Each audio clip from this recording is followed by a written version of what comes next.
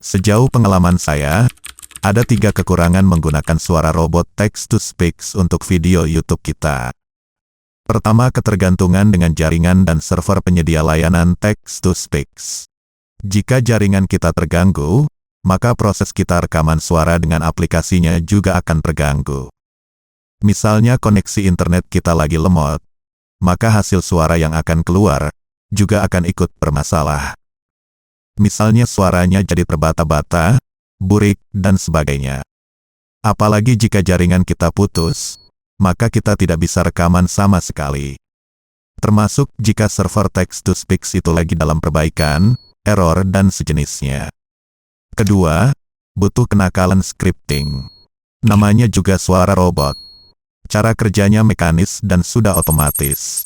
Efeknya pengejaannya terhadap kata dan kalimat yang kita ketik, tak semuanya sesuai harapan kita. Baik salah eja, Pasang iklan pada Google Ads, logat medok, seperti video ini. maupun pengucapan yang tidak natural. Suara robot yang natural. Semua itu harus diakali dengan mengubah skrip atau naskah di luar kaidah bahasa.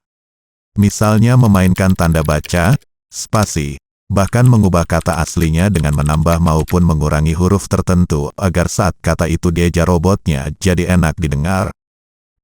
Ketiga, butuh skill editing lebih. Meskipun saat rekaman sudah kita akali dengan permainan skrip, tapi hasil yang maksimal tetap belum tercapai.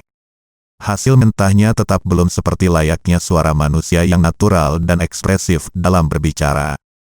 Editing yang dimaksud bukan soal menghilangkan noise, memberi efek equalizer, reverb, dan sejenisnya.